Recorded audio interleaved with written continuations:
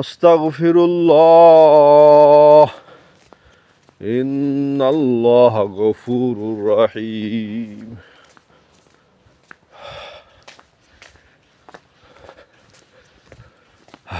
ফজর নামাজের জন্য মসজিদে যাচ্ছি। এই গ্রামে মসজিদ একটু কম। এই সাইডটা হিন্দু এলাকা, অর্থাৎ দক্ষিণ পাশটা হিন্দু, উত্তর পাশটা মুসলমান। বিধায় মসজিদের সংখ্যা একটু কম। মোটামুটি 1 কিলোমিটার যেতে হয় আমার গ্রামের বাসা থেকে মসজিদ। মোটামুটি 1 কিলোমিটার।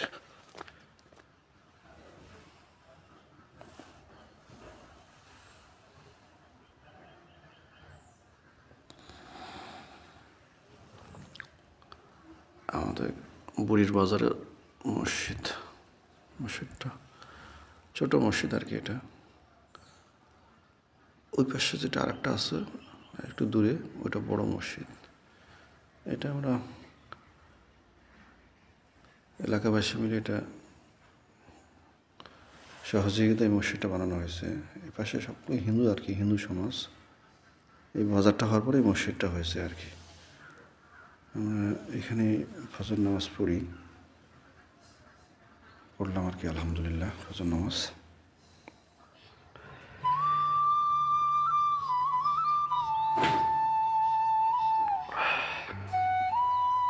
মসজিদের বাইরের ভিউ এটা।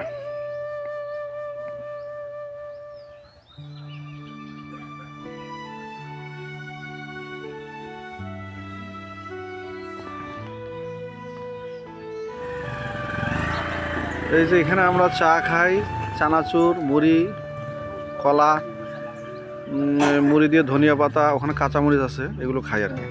জামাই তো টাকা দিয়ে আসেন, বিল দিয়ে আসেন। আজকে তো আপনার ডেট। হ্যাঁ, অসুবিধা নেই, আমি আলাদা কাজ দেবো, ওষুধ দেবো। বেশি আসে না, 110 টাকা আসছে, শুনলো হিসাব করছে 110 টাকা আসছে। হয় 2000 খুঁজলে রাখবি। হ্যাঁ, তোমার খুঁজতো না কাছে কি হুজুরের মতন না? আমার কি বলে এটা? আরো দেখা যাবে। আপনি এখন টাকা দিবেন না?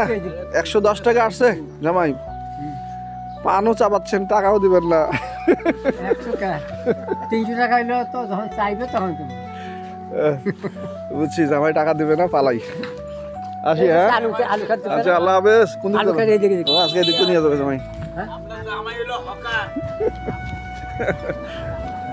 জামাই আজকে ডেট ছিল খানা খাওয়ানোর, তো দেখলেন কি করলেন। আমাদের এত সমস্যা নাই, জামাই মানুষ তো আলাদা একটা ইয়ে আছে, মর্যাদা আছে ওনার, এই জন্য মাফ। আজকেও জামাই মাফ। হ্যাঁ ভাই, আলহামদুলিল্লাহ। জামাই এখানে কেন মাটি ফালাইছে এনারা? ও, এটাকে এক্সটেনশন করবে না বাজারটাকে? এটা তো পুকুর ছিল সম্ভবত, দেখছিলাম। সো এটাকে এক্সটেনশন করবে, মানে বাজারটা একটু বড় হবে। এটা বুড়ির বাজার এটাকে বলে না জামাই? এটাই বুড়ির বাজার। এটার নামকরণ বুড়ির বাজার কেন জামাই?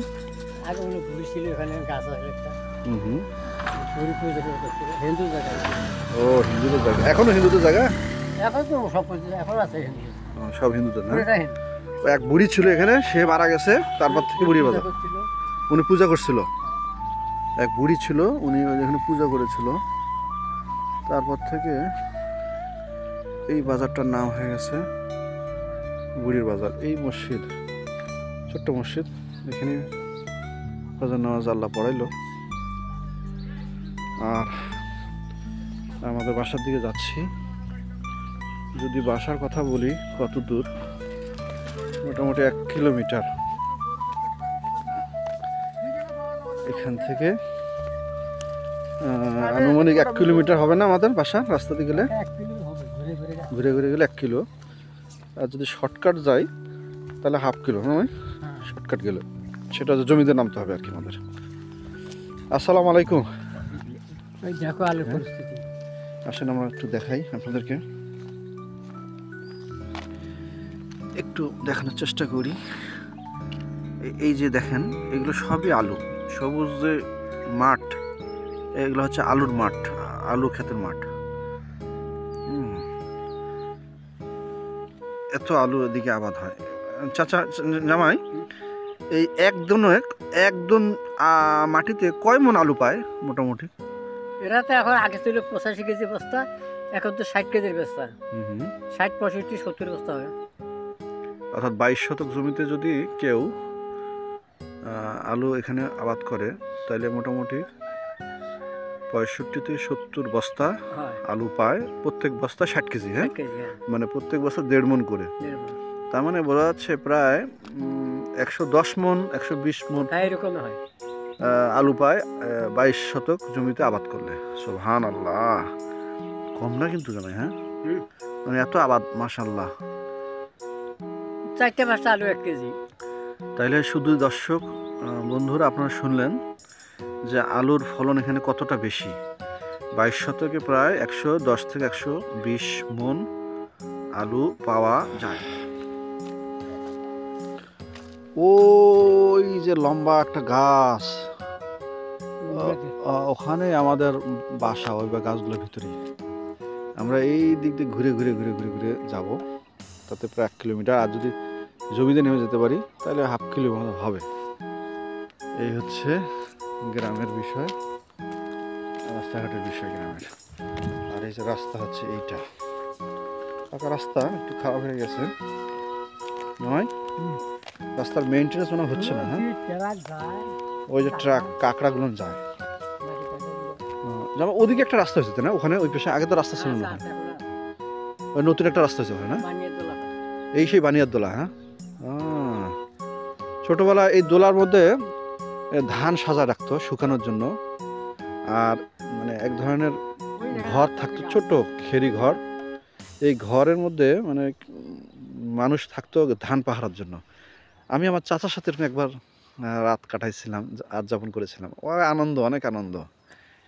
অনেক আগের ঘটনা এটা, প্রায় তাও 35 বছর, 30-35 বছর আগের ঘটনা বলতেছি আর কি। আমি আমার চাচার সাথে রাত যাপন করেছিলাম। মধ্যরাত্রে হঠাৎ করে এই মেঘ কালো হয়ে বিদ্যুৎ চমকানো শুরু করলো, এবং বাতাস এবং পানির বড় বড় ফোঁটা পড়লো। চাচা আমাকে খুব দ্রুত ঘুম থেকে উঠিয়ে তাড়াতাড়ি করে এই কাঁথা বালিশ উনি ওনার কাঁধে নিলেন, আর আমাকে বললেন হারিকেন, তখন তো কারেন্ট ছিল না, আমাকে বললেন যে বাবা হারিকেনটা ধরো, তুমি সামনে সামনে আসো। তো আমি হারিকেন নিয়ে আসতেছিলাম, ওই হারিকেন নিয়ে আমি সামনে সামনে ছিলাম। হ্যাঁ, ওই পেছনে একটা জঙ্গল ছিল, পিছিয়ে একটা জঙ্গল ছিল, জঙ্গলটা পার হয়ে আসতে হয়। ওই এখন আছে, এখন কম না। ওই জঙ্গলটা যখন ঢুকছি না, আমার খুব ভয় লাগতেছিল। আমি কই কাকা কি আমার পিছিয়ে আসে, পিছিয়ে আসে, তারপরে ভয় লাগতেছিল, সামনে যাচ্ছে ভয় করতেছে। এখন সামনে তো এখন থাকতে হবে, যেহেতু 2 জন। তারপরে বৃষ্টি, গুরুম গুরুম করে বিদ্যুৎ চমকানো, মেঘ ডাকা, এই মিলে এই দিক দিয়ে পরে পার হয়ে চলে গেছিলাম বাসায়। তখন আনুমানিক 2টা বাজে রাত, 2টা বৃষ্টি শুরু হয়ে গেছিল। কিন্তু যখন বাসায় গেলাম, বৃষ্টিটা, মেঘটা কেটে গেল, 2-1 ফোঁটা বৃষ্টি পড়েছিল। বাসায় যাওয়ার পরে আর বৃষ্টি হয় নাই। তখন মনে হচ্ছিল ধুর, আশাটা ঠিক হয় নাই, ওখানে আরামে ছিলাম। বাসায় ঢোকার পরে আর ঘুম আসতেছিল না। আর কি যে আরাম, ওই ছোট্ট খেরি ঘরের ভিতরে থাকা, মানে ঘরটা এরকম মাটির সাথে, মাটিটা হবে হচ্ছে বিছানা, মাটি থেকে এরকম মানে চাপের মতন থাকে, এত সুন্দর লাগতো। হ্যাঁ, কোথায় গেল সেই দিনগুলি? জামাই আমার কোথায় হারিয়ে গেল, জামাই সেই দিনগুলি? ও শর্টকাট, জামাই বলতেছে শর্টকাট যেতে। দেখুন শর্টকাটের রাস্তাটা কেমন, শর্টকাটের রাস্তাটা একটু দেখাই। এই যে শর্টকাটের দিক দিয়ে নামতে হবে। সুবহানাল্লাহ, নিচে নামার সময় সুবহানাল্লাহ, সুবহানাল্লাহ। এটা হচ্ছে শর্টকাট।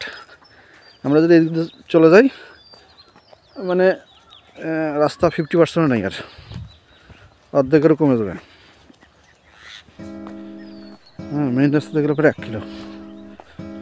যদিও সবসময় এই রাস্তা ব্যবহার করা যায় না, বিশেষ করে বর্ষাকালে তো নাই, তখন এগুলো ভিজা থাকে, কাদা থাকে। আর যখন এই ধান গাছগুলো অনেক বড় হয়ে যায় বা ফলনগুলো, তখনও হাঁটা কঠিন হয়ে যায় এইসব রাস্তায়। তো শীতকাল তো এখন ওইভাবে সমস্ত জমিগুলো ফসল দিয়ে ভরপুর না, দ্যাটস ওয়াই আমরা খুব সুন্দরভাবে যেতে পারছি। যা ভাই, এখানে যে আপনার কাছে একটা জমি দিছিলাম, ওটা কোনটা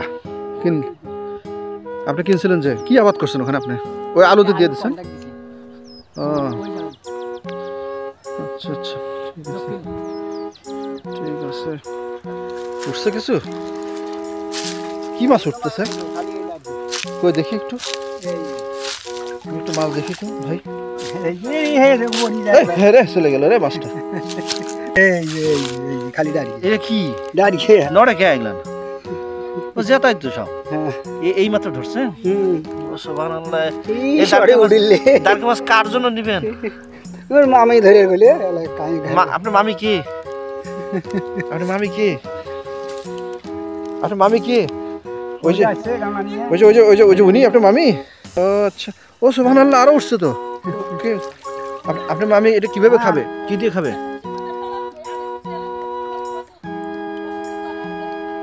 নামারি আর হ্যাঁ, আপনার মামি কি দিয়ে পাক করবে? আর একটু মারেন, আর একটু মারেন। হ্যাঁ সেটাই তো। কোথায় যাচ্ছেন জাল নিয়ে? ওই স্থান ত্যাগ করতে হয় না? স্থান না ত্যাগ করলে কি মাছ ওঠে না? ও পরিবর্তন না করলে কি মাছ ওঠে না? ও খুব দৌড়ায় না ওরা? আচ্ছা, দাঁড়গা মাছ খুব দৌড়াদৌড়ি করে, তাই কিছু জালের স্থান পরিবর্তন করে। উনি কি হয়েছে? রাগ করছে কেন? উনি খুলে ফেলতেছে সব দেখি। ওনার ফিনিশ। ও ও ও, এই যে দেখুন, ওনারা ছোট ছোট দাঁড়কা মাছ ধরতেছেন। ওনার মামি এটা নাকি ইনি আপনার মামি? ও মুখে একটা দাম উনি ভাগে পাইছেন, পরিশ্রমের ভাগ নাই। এই দেখি আরে অল্প না গো, ওটা মেলাগুলো মাছ। যাক যাক যাক, আলহামদুলিল্লাহ। আলহামদুলিল্লাহ কোন? হ্যাঁ, আচ্ছা খায়া কবে নি? বলবো আলহামদুলিল্লাহ। এটা কি চাচি? এগুলো কি? ওনার মামি আমার চাচি। হ্যাঁ চাচি, এগুলো কি? নড়ে কেন? দাঁড়কে মাছ নড়ে কেন? ও জোরে নড়ে তো।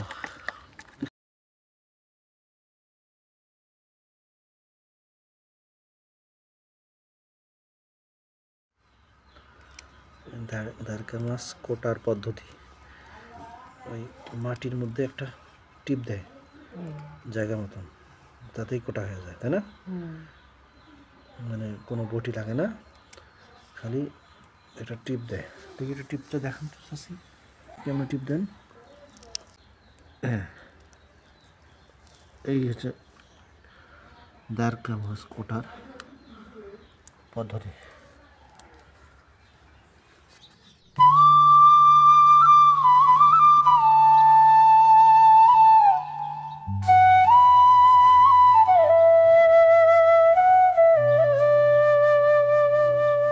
এই যে আমার জামাই, আমার সহযাত্রী জামাই, উনি সকালের নাস্তা একটু ফাঁকি দিয়েছিলেন, কিন্তু দুপুরবেলা উনি ফাঁকি দেননি। দুপুরবেলা উনি আমাদেরকে খাবারের দাওয়াত দিয়েছেন। দেখুন, এই একটা, এই দুইটা, মানে আমি একটা খাবো কিন্তু আমাকে দুইটাই খেতে হবে বলতেছে। যাই হোক, এটা কি? ও মাছের ডিম, টমেটো ভর্তা,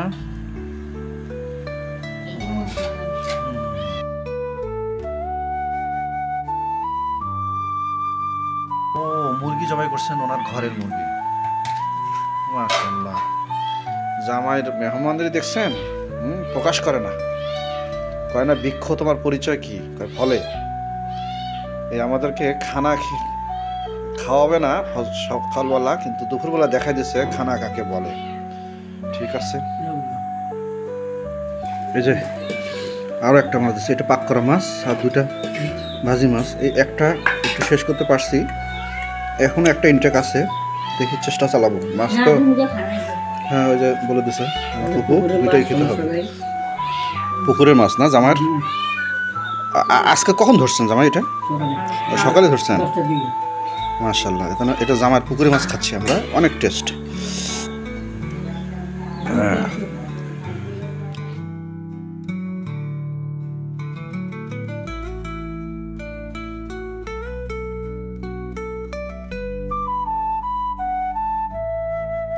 এটা ওই জামার নিজস্ব গাভীর, দেখুন কেমন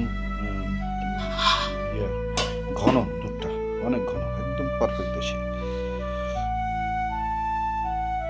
দেশি গরুর দুধ খেলাম, তোমার দুধ আমরা খেলাম, ধন্যবাদ তোমাকে। আমি প্রথমে আল্লাহর শুকরিয়া আদায় করতেছি, আলহামদুলিল্লাহ। এরপরে তোমাকে ধন্যবাদ জানাচ্ছি। এই যে আমার জামাই, এটা জামাই বাসা।